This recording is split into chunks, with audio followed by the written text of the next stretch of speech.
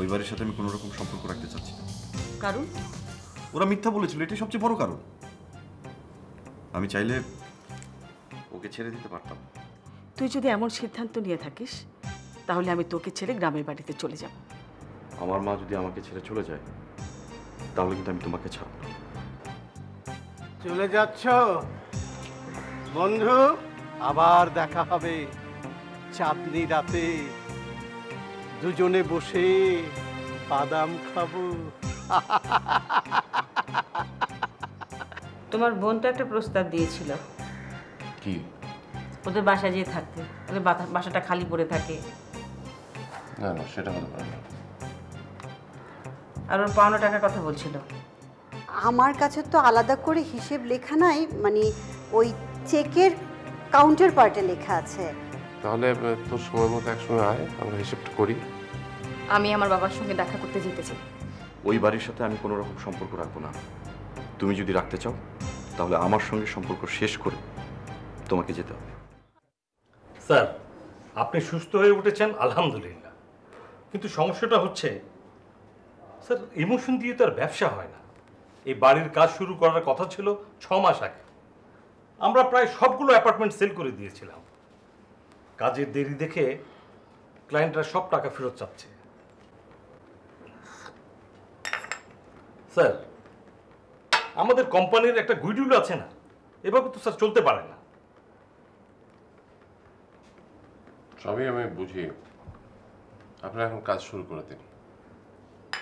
Sir এখন শুরু করে আর কি হবে? ক্ষতি যা হওয়ার তা তো হয়েই গেছে।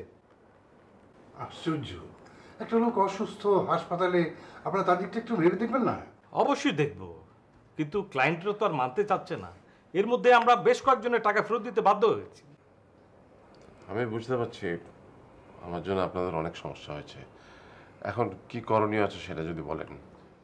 আপনি আমাদের অ্যাডভান্সের টাকাটা ফেরত দিয়ে দিন, আর ক্ষতিপূরণ যা আছে সেটা ডিড অফ এগ্রিমেন্টে লেখা আছে, তা আমরা ওটা ক্যান্সেল করে দেব। ঠিক আছে, আমাদের একটু সময় দিন, আগামী 7 দিনের মধ্যে আমরা আপনার টাকাটার ব্যবস্থা করে দেবো।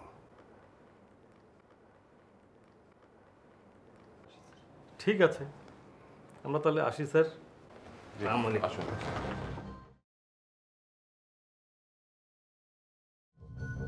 তুমি যে বললে টাকার ব্যবস্থা করবে, এটা তো অনেক টাকার বিষয়। আমাকে যদি প্লটটা দিয়ে দাও তাহলে তো আমি তো অ্যাডভান্স দেবই, সেই টাকা থেকে ওদেরকে টাকা পরিশোধ করে দিও। কত টাকা অ্যাডভান্স? 40 লাখ টাকা। আর ক্ষতিপূরণের টাকা? কাগজ দেখে বলতে হবে। এই এলাকায় 40 লাখ টাকা 50-50, তাহলে ভালো দাম পেয়েছিলে। সাইফকে আমি বলে দিয়েছি এই টাকাটাই আমি দেবো। তাহলে তার সমস্যা থাকে না। হ্যাঁ।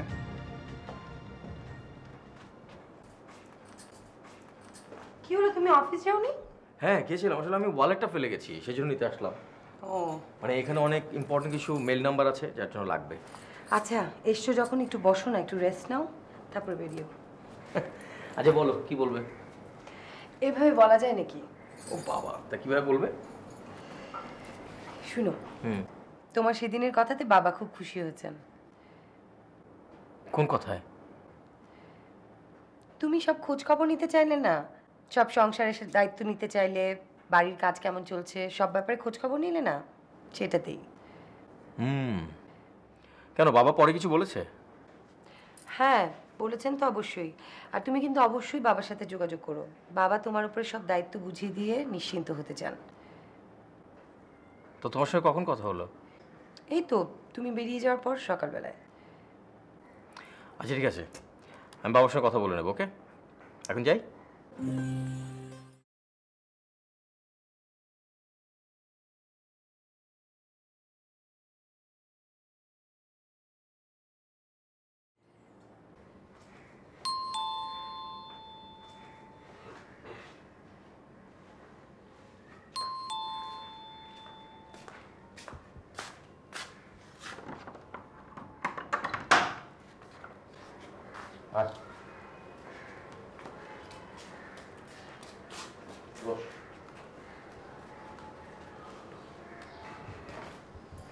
কি অবস্থা? আর বলো না, লিসাকে বিদেশে পাঠিয়ে দিচ্ছি। এখানে রেখে খুব সমস্যা হচ্ছিল। অবশ্য বাবা সব সলভ করেছে। এখন সব ঠিকঠাক? হ্যাঁ, এখন সব ঠিকঠাক। ঠিক আছে, তাহলে বল হিসাবটা দে আমাকে, তুই কত পাবি আমার কাছ থেকে? দাদা ভাই, তোমাদের জন্য যে আমি খরচ করেছি, আমি আমার চেকের কাউন্টার পার্টে সব লিখে রেখেছি। আচ্ছা ঠিক আছে, তুই হিসাবটা কর দেখি।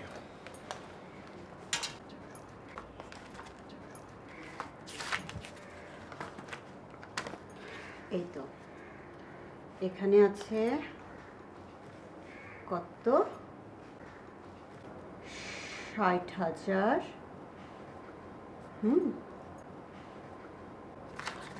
আর এইখানে ২,৩০,০০০, এখানে ৬,৮০,০০০, এখানে ৫,০০০, এখানে কত, ২,০০,০০০, ও এখানে ৯,০০,০০০। ৯,৭৭,০০০ কিসের জন্য? ওই ভূমির গয়না আর কি কি যেন সব লেগেছিল। আর এখানে দেখছি ৩,০০,০০০, আর এই পাতে আছে ৭,৯০,০০০ টাকা। এটা কিসের? ওইটা তো অনুর বিয়ের গয়নার। এত টাকার গহনা কেনার কি দরকার ছিল? দরকার ছিল দাদা ভাই, আমি অবশ্য ইচ্ছে করে বেশি খরচ করেছি যেন বিয়েটা ভালোভাবে হয়, আর জামাই বাড়িতে যেন একটু আদর যত্ন বেশি হয়, ওদের দেখাতে হবে না। আর এই যে এখানে ৬০,০০০, আর এখানে তোমার চিকিৎসার জন্য ৯৫,০০০। এইটা কিসের জন্য যে তুলেছিলাম মনে করতে পারছি না। ও হ্যাঁ, এটা হচ্ছে বিয়ের খাওয়া দাওয়া আর অন্যান্য খরচের জন্য। এই ভূমির বিয়ের জন্য হচ্ছে ৬.৫ লাখ, আর এই যে অনুর বিয়ের জন্য ৫,৯০,০০০। ও আরও আছে এই ডেকোরেটর, তারপরে বিয়ের খাওয়া দাওয়া, কমিউনিটি সেন্টার ভাড়া, আরও আনুষঙ্গিক সব কিছু মিলিয়ে এটা হয়েছে কত, ২,১০,০০০। মানে এত বেশি খরচ না করলেও চলতো। দাদা ভাই, এটা মনে হতেই পারে যে বেশি খরচ করেছি, কিন্তু ওই সময় এটা জরুরি ছিল।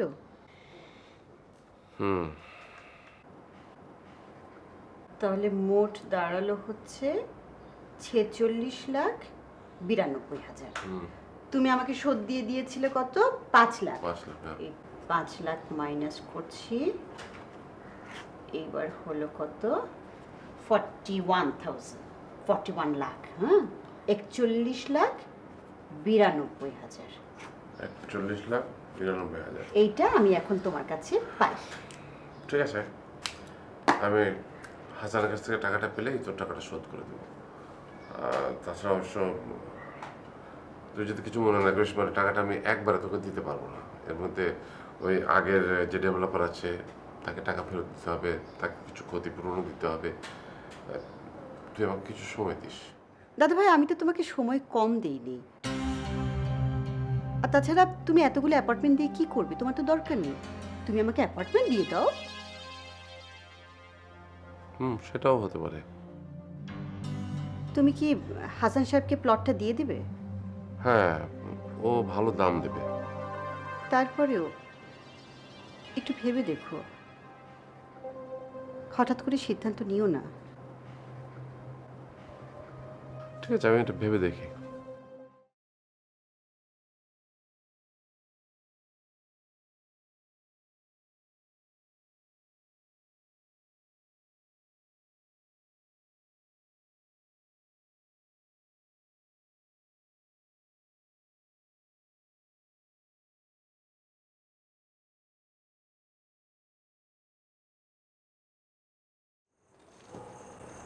কি মামুনি? বাবা, কি ব্যাপার, তোমাকে এমন দেখাচ্ছে কেন? বাবা, আমি বিদেশ যেতে চাই না। কেন, কি হয়েছে? কেমন জানি লাগছে, মন চাইছে না বাবা।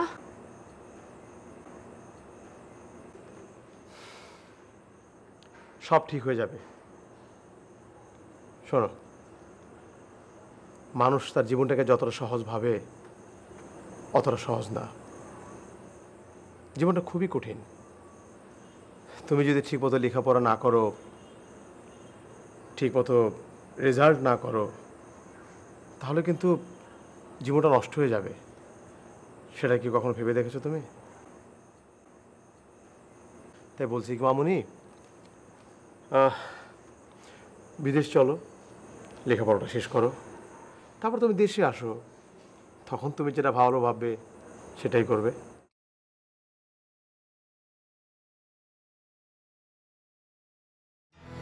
মা, আমি কিছুতেই বুঝতে পারছি না আনিস কেন এমন করছে।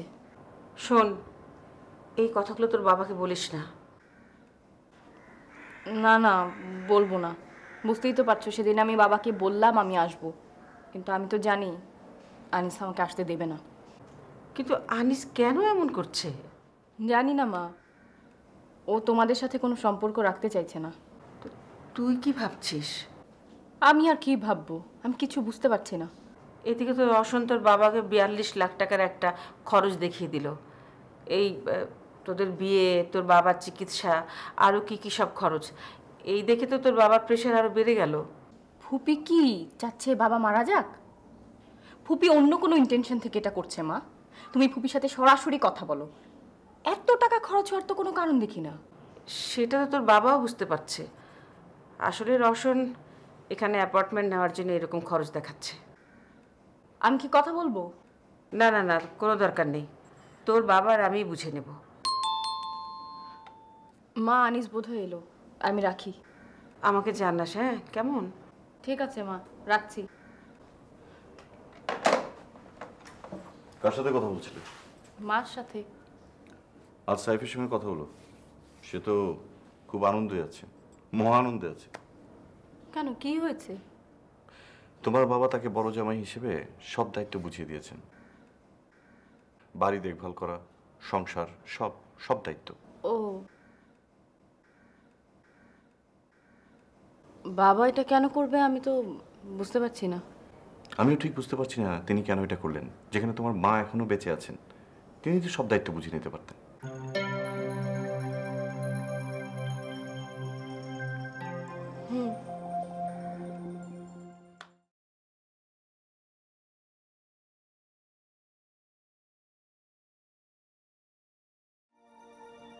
বাবা, আমি খুব খুশি হয়েছি। আপনি আমাকে একজন দায়িত্ববান মানুষ হিসেবে ভেবেছেন। বাবা, আমি তো ফোনে তোমাকে সব কথা বলতে পারছি না। আমি সত্যিই খুবই বিপদে পড়েছি। তুমি যদি একটু কষ্ট করে আসো, আমি সব কথা তোমাকে খুলে বলবো। আর তাছাড়া এই বাড়িটার ব্যাপারে একটা সিদ্ধান্তের প্রশ্ন আছে। আচ্ছা ঠিক আছে বাবা, আমি কালকেই আসবো। ঠিক আছে, আমি তাহলে রাখছি। জি বাবা, আসসালামু আলাইকুম। ওয়ালাইকুম আসসালাম।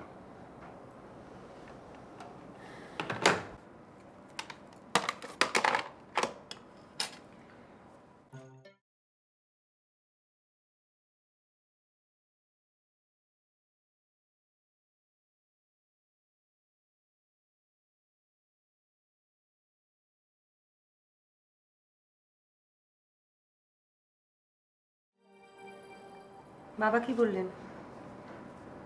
বাবা আসলে একটু দুশ্চিন্তা করছে, কোন একটা সমস্যা নিশ্চয়ই হয়েছে।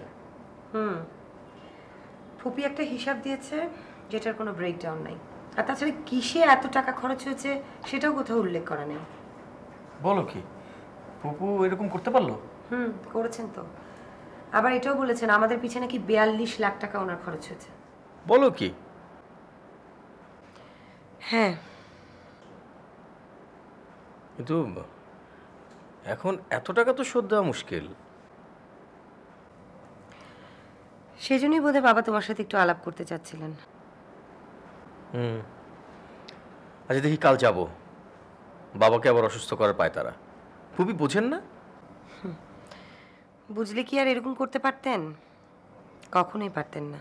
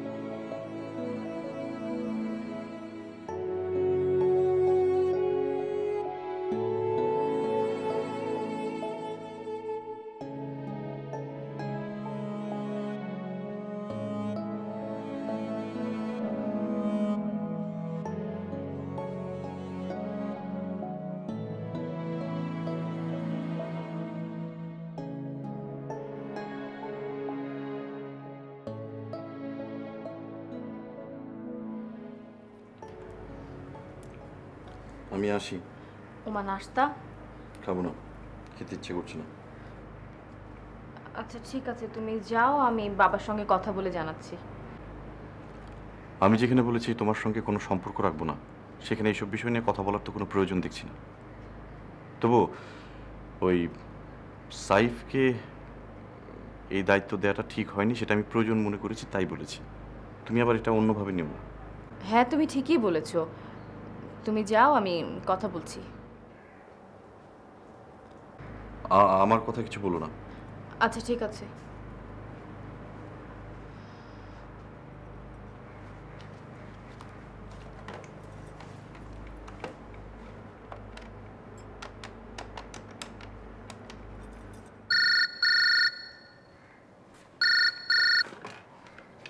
হ্যালো।